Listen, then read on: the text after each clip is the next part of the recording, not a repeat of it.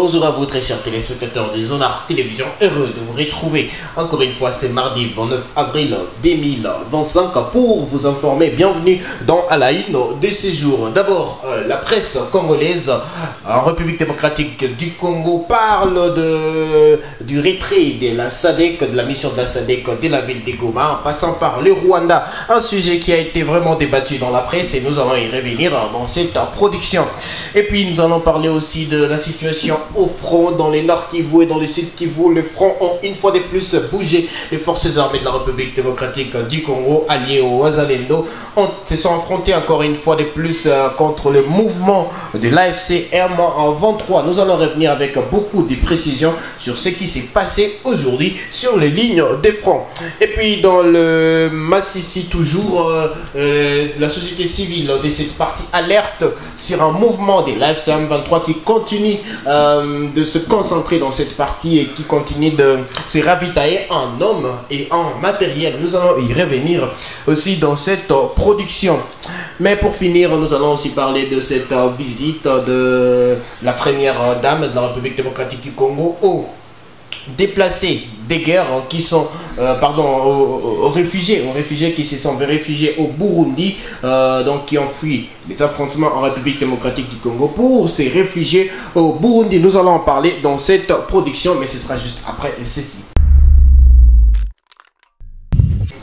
Commençons par la situation au front. D'abord, dans les Sud Kivu, des nouveaux affrontements ont été signalés dans le Kaziba. Dans les Kaziba d'ailleurs, c'est depuis 2 jours que des affrontements sont signalés dans cette partie. Les dimanches, nous avons appris que le mouvement AFC M23 a pris le contrôle total des Kaziba. Hier lundi, des affrontements se sont poursuivis à Kaziba. D'ailleurs, nous avons appris que les forces armées de la République démocratique du Congo, alliées au Wazalendo, avec l'armée burundaise, ont réussi à repousser de quelques mètres le mouvement AFC M23. Et là, on a appris que les Kaziba étaient divisés entre les deux forces, donc les forces de l'AFC M23 et les forces congolaises alliées à la force burundaise, bien sûr. Et aujourd'hui, nous avons appris que depuis 6h40 de ce mardi 29 avril 2025, des affrontements ont repris dans cette partie qui a causé d'ailleurs un déplacement massif de la population de cette partie. Et jusqu'à présent, l'on nous rapporte que le mouvement AFC M23 est en train de se redéployer sur plusieurs collines dans les territoires, dans les territoires de Walongo bien sûr, mais aussi le M23, on nous apprend qu'elle est en train de surplomber la colline stratégique de Nindi vers Luinja et d'autres de Boutouzi vers Boufulero. Déjà à Luinja, on rappelle que Luinja, bien sûr, on rappelle que les éléments de l'AFC M23 sont signalés dans cette partie vers Luinja, donc une alerte générale dans la partie du Sud Kivu.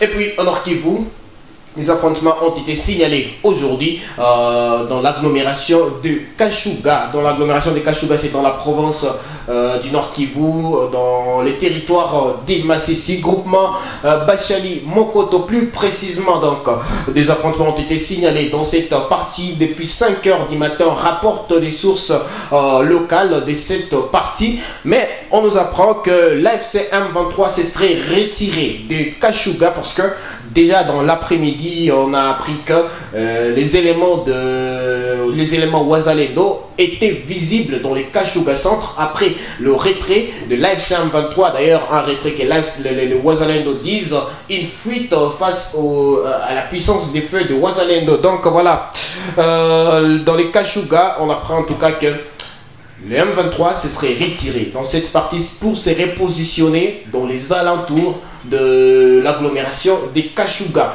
Mais selon les Wazalendo, ce n'est pas vraiment un retrait, mais c'était un délogement de leur part parce que, je le rappelle, dans cette partie, en tout cas, l'AFC M23 était vraiment proche et était en train de se ravitailler dans cette partie et en train de se renforcer en militaire, mais on a appris que c'était un retrait stratégique qui a intervenu dans cette partie et les Wazalendo sont déjà présents dans les Kashuga centre pour les moments.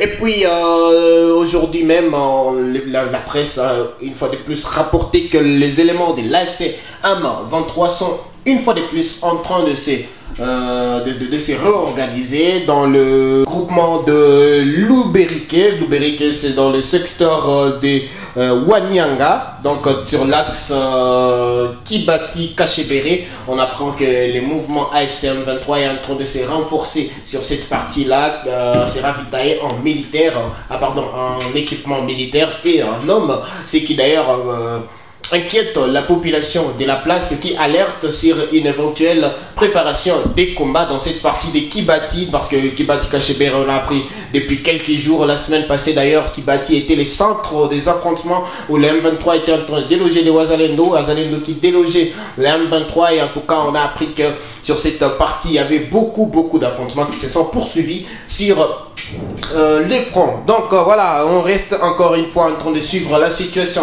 sécuritaire, mais apprenez que les Wazalendo contrôlent actuellement Kachebere. Le Kiziba est actuellement partagé entre les M23 et l'armée congolaise.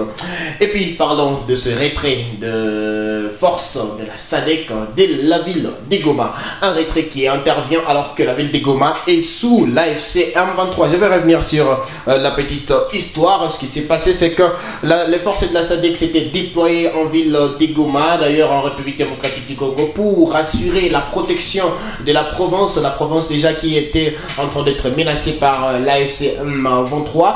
Et déjà après l'entrée de l'AFC M23 dans la ville de Goma, les forces de la SADC sont restées parce que c'est une force étrangère. Et d'ailleurs, on a vu, lorsque l'AFC M23 s'est installée dans la ville de Goma, et elle a fait appel à la SADC, il y a eu des accords qui ont été signés entre les M23 et la SADC, lesquels accords étaient internes sur les retraits progressifs de la SADC, mais également sur la réhabilitation de l'aéroport de Goma, qui a subi vraiment des dommages lors des affrontements du 28 janvier dernier sur la ville de Goma. Donc voilà ce qui s'est passé. Et puis je le rappelle, c'est depuis le 13 mars 2025 que les présidents de la SADC, les chefs d'État de la SADC avaient décidé de la fin de la mission de la SADC en République démocratique du Congo.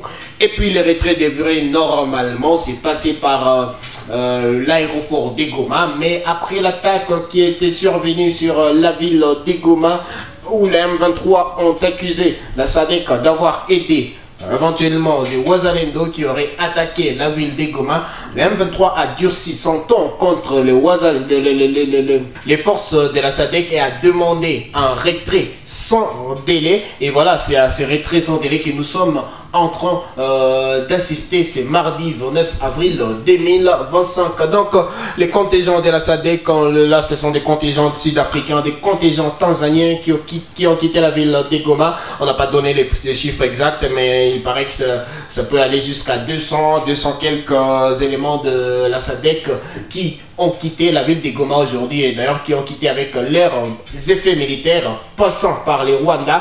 Ils vont arriver à Kigali et prendre le vol à Kigali pour rejoindre la Tanzanie. Et c'est à partir de la Tanzanie que les forces vont donc se redéployer chacune dans leur pays respectif. Donc voilà, le retrait de la SADC intervient alors que beaucoup d'internautes aujourd'hui jugent la mission de la SADC comme une faillite, parce que la SADC, normalement sa mission était de protéger la ville de Goma, ramener la sécurité au Nord Kivu, mais aujourd'hui la SADC quitte la ville de Goma alors que la ville est sous contrôle de l'AFC M23. Donc voilà ce qu'il faut retenir sur le retrait de la SADC, un retrait qui a été précipité par l'AFC M23, qui a résilié un contrat qui était signé entre les deux parties. Les contrats, je l'ai dit, qui étaient sur les termes déjà de la réhabilitation de l'aéroport de Goma, mais aussi sur un retrait prolongé, bien sûr, après la réhabilitation de la ville de Goma. Donc voilà, merci de mettre votre avis par rapport à l'évaluation de la SADC, de sa mission en République démocratique du Congo. Une défaite ou une victoire, parce qu'on a vu même il y a des contingents sud-africains de la SADC qui avaient perdu la vie lorsque l'AFC M23 était aux portes de la ville de Goma. On a vu de matériel de la SADC qui était bombardé de ce côté-là. Donc pour témoigné que la SADC était vraiment sur le front, mais ça n'a pas été suffisant pour stopper l'avancée de l'AFC M23 vers la ville de Goma. Et puis pour finir, j'ai annoncé dans les sommaires, le ministère des Affaires étrangères de la République démocratique du Congo est en train d'évaluer, est arrivé d'ailleurs, une délégation est arrivée au Burundi pour aller évaluer les conditions de vie des réfugiés qui s'étaient enfouis vers le Burundi en fouillant les affrontements en République démocratique du Congo. Selon le ministère, après l'évaluation, il y aura une assistance de la part du gouvernement congolais à ces réfugiés qui vivent là-bas dans des camps de réfugiés ou dans ces pays où ils ont été accueillis, donc les Burundi.